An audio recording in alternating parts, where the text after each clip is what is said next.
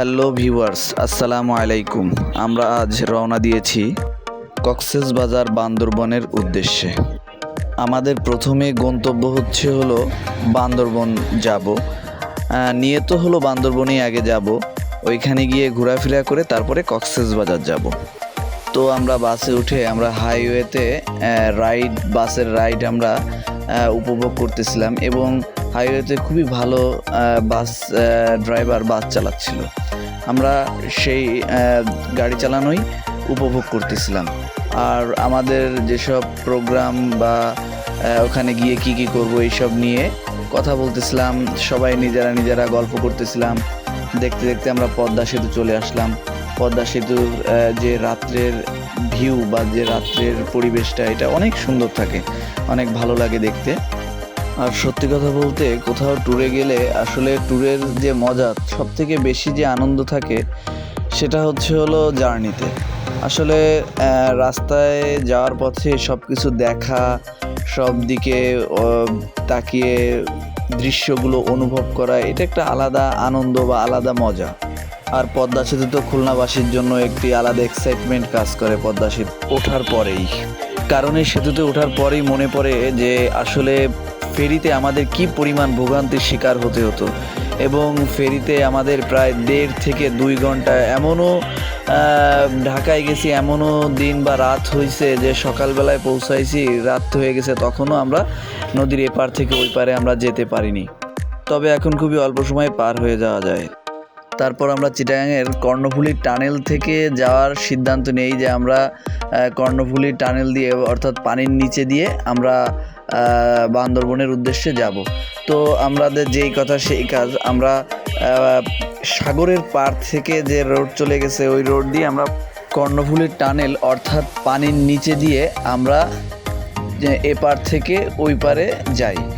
আর আসলে টানেলের ভিতরে ঢোকার পরে আমাদের যে অনুভূতি ছিল বা এক্সাইটমেন্ট ছিল, এটা খুবই খুবই খুবই উপরের দিকে ছিল।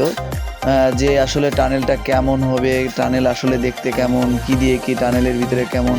তো আমরা টানেলের ভিতরে প্রবেশ করার পরে আমাদের অনেক অনেক ভালোই লাগছিল যে আসলে টানেলটা আসলে একটি কি বলবো, একটি সুড়ঙ্গের মতন। আসলে মানে একটি সুড়ঙ্গের ভিতর থেকে আমরা এ পাশ থেকে ওই পাশে যাচ্ছি, এরকম একটা ব্যাপার। এছাড়া আর কিছু না। আসলে ওর ভিতরে ঢোকার পরে বোঝা যাচ্ছিল না আমরা কোন পজিশনে আছি, কি দিয়ে কি, কোথায় যাচ্ছি না যাচ্ছি, উপরে কি নিচে কি, কোনো কিছুই তেমন আমরা উপলব্ধি করতে পারছিলাম না। আমরা শুধু লাইটিং দেখতেছিলাম এবং রাস্তা দুই সাইডে গাইড ওয়াল, এরকম আর কি আমাদের বাসটা ছুটে যাচ্ছিল এই প্রান্ত থেকে ওই প্রান্তের দিকে।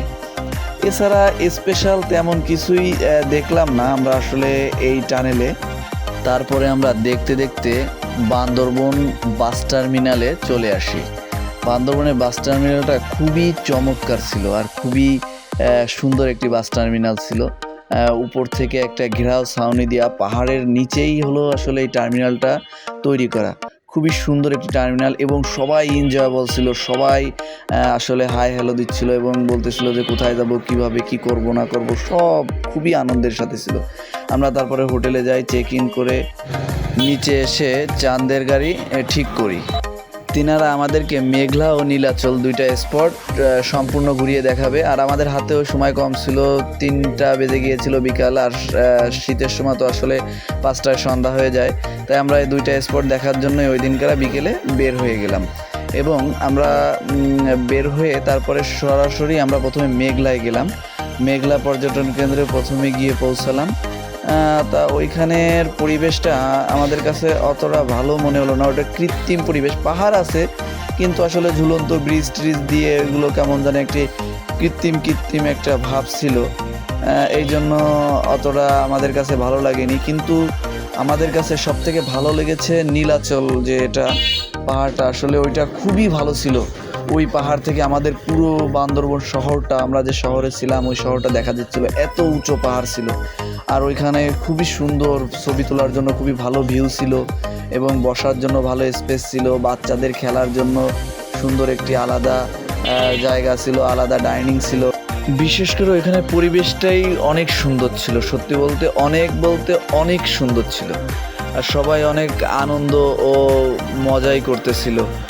আর বিশেষ করে যে কখনো পাহাড় দেখেনি তাকে হঠাৎ করে পাহাড় দেখানো হলে সে আসলে বুঝতে পারবে যে পাহাড় আসলে কত সুন্দর, কত সুন্দর। যারা দেখছে তাদেরও ভালো লাগে না তা না, তাদেরও ভালো লাগে, কিন্তু যারা প্রথমবার দেখে তাদের কাছে পাহাড় যেন অমৃত সুধার মতন লাগে একেবারে, যে আসলে এখান থেকে কিভাবে ফিরবো, বা এখান থেকে ছেড়ে যাওয়া যায় নাকি। সাগরে যখন যাওয়া হয়েছে তখন সবাই বলা বলি করতেছিল যে পাহাড় অনেক সুন্দর ছিল, পাহাড়ে আর একদিন থাকলে ভালো হতো, এরকম আর কি ব্যাপারটা। পাহাড় আসলেই অনেক সুন্দর। আর পাহাড়ের ব্যাপারটাই একটু আলাদা। সাগরের ব্যাপারটা যেমন আলাদা, পাহাড়ের ব্যাপারটা তার থেকে আলাদা। কারণ পাহাড় মানেই একটা প্রকৃতির অপরূপ সৌন্দর্যের একটি স্থান।